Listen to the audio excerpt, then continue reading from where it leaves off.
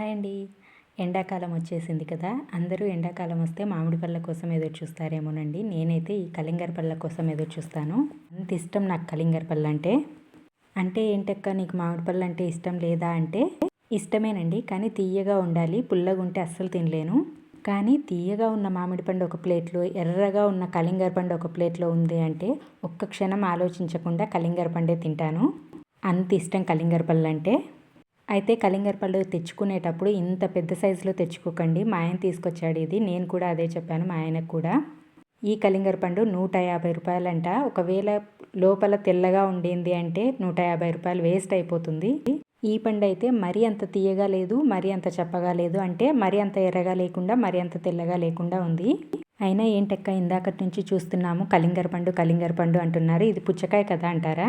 మీ ఊళ్ళో పుచ్చకాయ అంటారేమోనండి. మా ఊళ్ళో అయితే కలింగర పండే అని అంటాం మేము.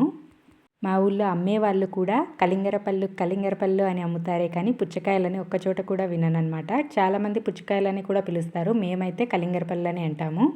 ఇందులో గింజలు చాలా తక్కువ ఉన్నాయండి. మధ్యలో మాత్రమే గింజలు ఉన్నాయి. సైడ్కి అంత గింజలే లేవు అసలు. అయితే కలింగర పండు చప్పగా ఉన్నా కూడా తినలేము అసలు. అయితే చప్పగా ఉన్న కలింగర పండుని తినాలి అంటే గనక ఈ కట్ చేసుకున్న ముక్కలన్నింటినీ నేను ఒక బౌల్లో వేసి కొంచెం సాల్ట్ వేసుకుంటున్నాను. సాల్ట్ వద్దు అనుకునే వాళ్ళు కొంచెం షుగర్ పౌడర్ కానీ లేదంటే కలకండ పౌడర్ కానీ వేసుకొని తినేసేయచ్చు. నేనైతే ఇలా కొంచెం సాల్ట్ వేసుకొని మొత్తం అంతా కలిపేసి తినేస్తున్నాను. చాలా బాగుంటాయి. ఇలా కూడా లైట్ స్వీట్ ఉన్నా కూడా మనకు కొంచెం బాగా తీయగా ఉన్నట్టు అనిపిస్తాయి. ఈ పండుని రాత్రి 7 గంటలప్పుడు తెచ్చారండి మా ఆయన. ఆత్రం ఆపుకోలేక రాత్రి కట్ చేశాను.